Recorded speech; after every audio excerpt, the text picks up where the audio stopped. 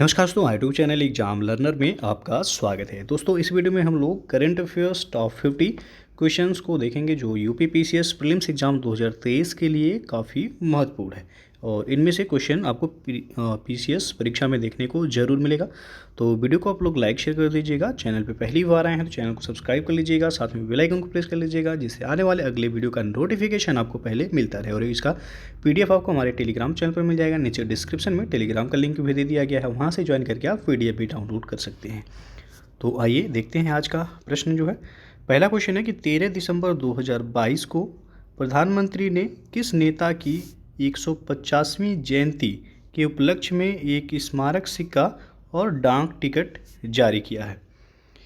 तो ये जारी किया गया श्री अरबिंदो की 150वीं जयंती पे एक स्मारक सिक्का और डाक टिकट जारी किया गया प्रधानमंत्री नरेंद्र मोदी के द्वारा।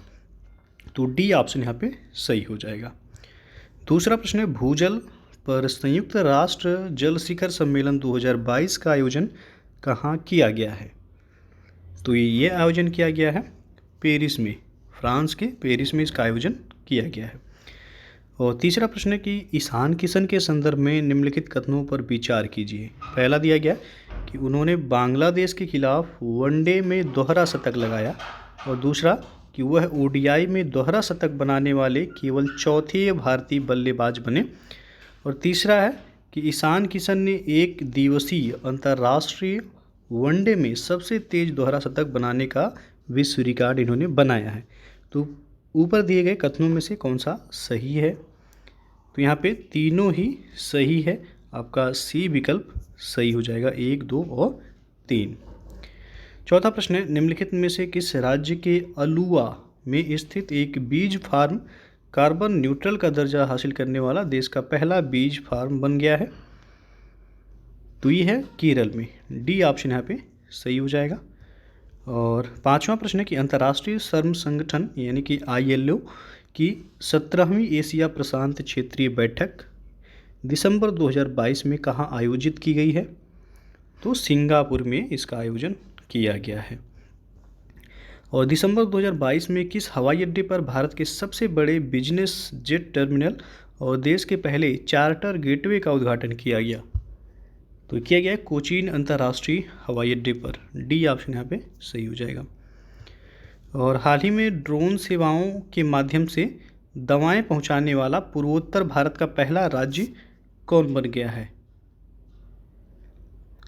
तो यह है मेघालय। मेघालय भी ड्रोन सेवा के माध्यम से दवाएं पहुंचाने वाला पूर्वोत्तर भारत का ये पहला राज्य बन गया है। और केंद्रीय सूचना एवं प्रसारण मंत्री अनुराग ठाकुर द्वारा भारत के पहले drone skilling and training virtual e learning platform का उद्घाटन कहाँ किया गया है? तो ये चेन्नई में किया गया है, ये ऑप्शन यहाँ पे सही है। और आयुर्वेद क्षेत्र को मजबूत करने और इसके भविष्य की कल्पना करने और आयुर्वेद वाणिज्य को बढ़ावा देने के लिए 9वीं विश्व आयुर्वेद कांग्रेस और आरोग्य एक्सपो 2022 का आयोजन 8 से 11 दिसंबर तक कहाँ आयोजित किया गया है? तो ये पणजी गोवा में आयोजन किया गया है इसका। अगला क्वेश्चन देखते हैं कि प्राकृतिक संसाधनों की रक्षा के साथ साथ उन्हें पुनर्स्थापित करने के लिए अपना जलवायु परिवर्तन मिशन शुरू करने वाला भारत का पहला राज्य कौन बन गया है? तो ये बना है तमिलनाडु। और भारत सरकार की किस पहल को संयुक्त राष्ट्र की 10 शीर्ष फ्लैगशिप पहल में शामिल किया गया है? तो ये है नमामि गंगे परियोजना, ये विकल्प यहाँ पे सही हो जाएगा। और हाल ही में IUCN रेड लिस्ट में किन हिमालयी औषधि पौधों को शामिल किया गया है? तो इनमें आपका तीनों ही है, डी ऑप्शन सही हुआ। उपयुक्त सभी मेजोट्रोपिस पेलिटा है, फ्रिटिलारिया सिरोहोसा है और डेक्टाइलोरिजा हटागिरिया, तीनों को IUCN की रेड लिस्ट में शामिल किया गया। ये हिमालयी औषधि पौधे हैं। अगला क्वेश्चन है, निम्नलिखित नियुक्तियों में कौन सुमेलित है? तो इनमें आप देख सकते हैं एक तरफ है व्यक्ति और संबंधित क्षेत्र दिया गया, तो कौन सुमेलित है? सुखविंदर सिंह सुक्खू, ये हिमाचल प्रदेश के मुख्यमंत्री नियुक्त हुए हैं, बिल्कुल सही है। और साजी केवी, ये नाबार्ड के नए अध्यक्ष नियुक्त हुए हैं, ये भी सही है। मेघना अहलावत ये TTFI की पहली महिला अध्यक्ष बनी है। तो तीनों ही आपका सही सुमेलित है, तो उपर्युक्त सभी यानी कि डी विकल्प सही है यहाँ। हाल ही में किस देश में पहली बार 2 महिला वित्त मंत्रियों जेनेट येलेन और कोषाध्यक्ष मैरिलिन मलेरबा के हस्ताक्षर वाला बैंक नोट छापा गया है? तो अमेरिका में, यहाँ पे डी विकल्प सही हो जाएगा। निम्नलिखित में से किस हॉकी खिलाड़ी के नाम से उत्तर प्रदेश के रायबरेली में हॉकी स्टेडियम बनाया गया है? तो रानी रामपाल के नाम पर रायबरेली में एक हॉकी स्टेडियम बनाया गया है। हाल ही में केंद्रीय स्वास्थ्य परिवार कल्याण राज्य मंत्री भारती प्रवीण ने राष्ट्रीय मातृत्व कार्यशाला का उद्घाटन कहाँ किया है? तो उद्घाटन उन्होंने नई दिल्ली में किया है। और हाल ही में हुए नियुक्तियों में कौन सुमेलित है? तो दीना बोलुआर्टे पेरू की पहली महिला राष्ट्रपति बनी है, सही सुमेलित है। राजीव लक्ष्मण करंदीकर ये राष्ट्रीय सांख्यिकी आयोग के अध्यक्ष नियुक्त हुए हैं, ये भी सही है। केविन मैकार्थी ये अमेरिकी प्रतिनिधि सभा के अध्यक्ष बने हैं, ये भी आपका सही सुमेलित है। तो डी ऑप्शन यहाँ पे सही हो जाएगा आपका। अगला क्वेश्चन है कि किस देश ने विश्व की पहली पूरी तरह से काम करने वाली सैंड बैटरी स्थापित की है, जो एक ही बार में महीनों भर की हरित ऊर्जा का भंडारण करने में ये सक्षम है? तो फिनलैंड ने ये बनाया है, यहाँ पे सी ऑप्शन सही हो जाएगा। फोर्ब्स की विश्व की 100 सबसे शक्तिशाली महिलाओं की 2022 की वार्षिक सूची के संदर्भ में कौन सा कथन सत्य है? तो पहला दिया गया कि वित्त मंत्री निर्मला सीतारमण 36वें स्थान पे है, बिल्कुल सही है आपका। और दूसरा है कि इसमें भारत की 6 महिलाओं को शामिल किया गया है, जो फोर्ब्स की 100 सबसे शक्तिशाली महिलाओं की सूची जारी की गई है। तो 6 महिलाएं भारत की इसमें शामिल हैं, ये भी सही है। और तीसरा है आपका कि यूरोपीय आयोग की अध्यक्ष उर्सुला वान डेर लियोन ये इस रैंकिंग में शीर्ष पर हैं, तो ये भी आपका सही है। ये यूरोपीय आयोग के अध्यक्ष हैं जो कि पहले स्थान पे हैं, तो तीनों ही सही हैं, डी ऑप्शन यहाँ पे सही हो जाएगा। अगला प्रश्न है कि किस संस्थान के शोधकर्ताओं ने एक ओशन वेव एनर्जी कन्वर्टर विकसित किया है जो समुद्री तरंगों से बिजली उत्पन्न कर सकता है, और इस उत्पाद का नाम सिंधुजा फर्स्ट रखा गया है, जिसका अर्थ है समुद्र से उत्पन्न। तो ये विकसित किया गया IIT मद्रास के शोधकर्ताओं के द्वारा, यहाँ पे डी ऑप्शन सही होगा। पहली बार भारतीय नौसेना दिवस समारोह राष्ट्रीय राजधानी दिल्ली के बाहर कहाँ पे आयोजित किया गया है? तो ये विशाखापत्तनम में आयोजित किया गया है। और अगला प्रश्न है कि विश्व मृदा दिवस 2022 का थीम पूछा गया है, क्या है? तो इस बार का जो थीम था सॉइल्स वेयर फूड बिगिंस, यानी कि मृदा जहां भोजन शुरू होता है, इस बार का थीम है। और विश्व मृदा दिवस कब मनाया जाता है? तो 5 दिसंबर को ये मनाया जाता है विश्व मृदा दिवस के रूप में। ग्रामीण विकास मंत्रालय द्वारा महात्मा गांधी ग्रामीण रोजगार गारंटी योजना, जिसे मनरेगा के नाम से जाना जाता है, कि कामकाज की समीक्षा के लिए किसके नेतृत्व में एक पैनल का गठन किया गया है? तो ये अमरजीत सिन्हा के नेतृत्व में पैनल का गठन किया गया, यहाँ पे डी ऑप्शन सही है। 1 जनवरी 2023 को एक वर्ष के लिए भारत निम्नलिखित की अध्यक्षता ग्रहण करेगा। तो यह वासेनार अरेंजमेंट की अध्यक्षता जो है ग्रहण करेगा भारत, डी ऑप्शन सही हो जाएगा। किस संस्था ने अपनी पहली वार्षिक state of global water resources report 2021 जारी की है? तो WMO यानी कि विश्व मौसम विज्ञान संगठन ने ये रिपोर्ट जारी की है। डिजी यात्रा को समस्त हवाई अड्डों पर चरणबद्ध तरीके से लॉन्च किया जा रहा है। प्रथम चरण में किन 3 हवाई अड्डों के लिए 1 दिसंबर 2022 को डिजी यात्रा शुरू की गई है? तो 3 हवाई अड्डे हैं, नई दिल्ली, वाराणसी और बेंगलुरु। ये विकल्प यहाँ पे सही हो जाएगा, जहाँ पे जो है डिजी यात्रा शुरू की गई है। फीफा विश्व कप इतिहास में पुरुषों के टूर्नामेंट में पहली महिला रेफरी कौन बनी है? तो यह स्टेफनी और फ्रैपर्ट, ये ऑप्शन यहाँ पे सही हो जाएगा। दुनिया में सबसे पहले किस अंतरिक्ष एजेंसी ने चंद्रमा पर अंतरिक्ष यान को चलाने के लिए सफलतापूर्वक भाप का इस्तेमाल करने की घोषणा की है? तो ये जाक्सा, जो कि जापान की अंतरिक्ष एजेंसी है, इसने इसकी घोषणा की है। डी ऑप्शन से हो जाएगा। बाकी आप देख सकते हैं नासा, ये यूएसए यानी कि अमेरिका की अंतरिक्ष एजेंसी है। इसरो भारत की है। सीएनएसए ये चीन की जो है स्पेस एजेंसी है। और भारत ने दिसंबर 2022 में किस देश के साथ व्यापक प्रवासन एवं गतिशीलता भागीदारी समझौते पर हस्ताक्षर किया है? तो जर्मनी के साथ। और दिव्यांग के लिए एक अलग विभाग का उद्घाटन करने वाला भारत का पहला राज्य कौन बना है? तो ये महाराष्ट्र बना है। यहाँ पे सी विकल्प सही हो।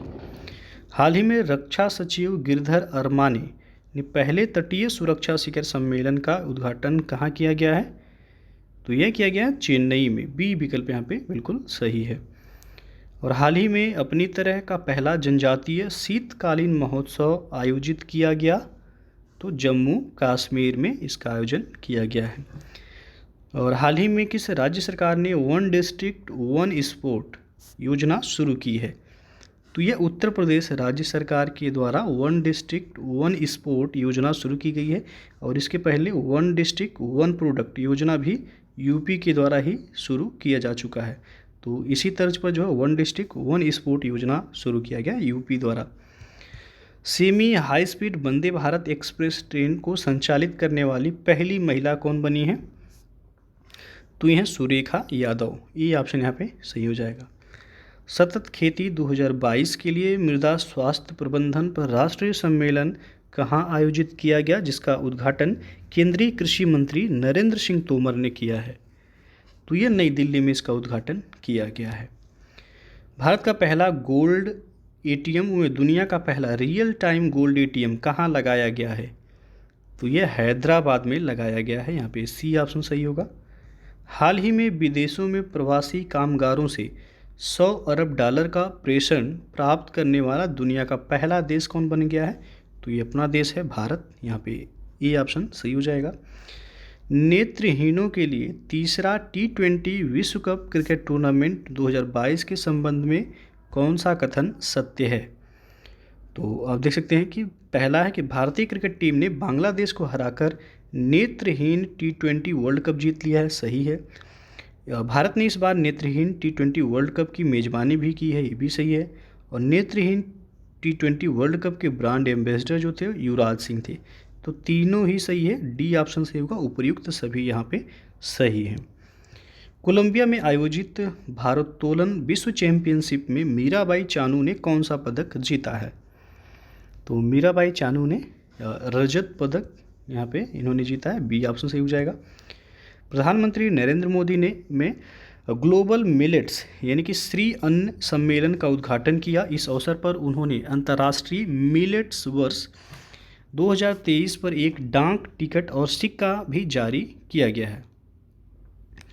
तो यहाँ पे जो सही हो जाएगा आपका सी ऑप्शन, नई दिल्ली में।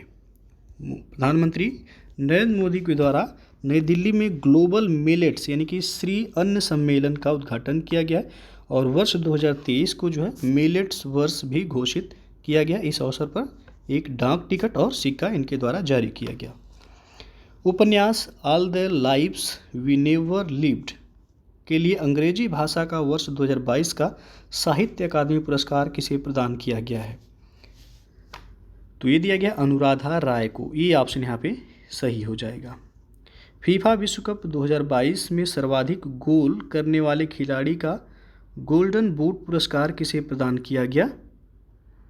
तो ये दिया गया है किलियन एम्बापे को। Golden boot award Kylian Mbappe को दिया गया है। और जैविक विविधता पर संयुक्त राष्ट्र सम्मेलन की 15वीं बैठक, इसे COP15 बोला जाता है। तो COP15 का आयोजन किस शहर में किया गया है? तो मॉन्ट्रियल कनाडा में किया गया है। यहाँ पे सी ऑप्शन सही हो जाएगा। किस राज्य के हट्टी समुदाय को एसटी का दर्जा देने के लिए संसद ने संविधान अनुसूचित जनजाति आदेश तीसरा संशोधन विधेयक 2022 पारित किया है? तो हिमाचल प्रदेश ने। यहाँ पे डी ऑप्शन सही हो जाएगा।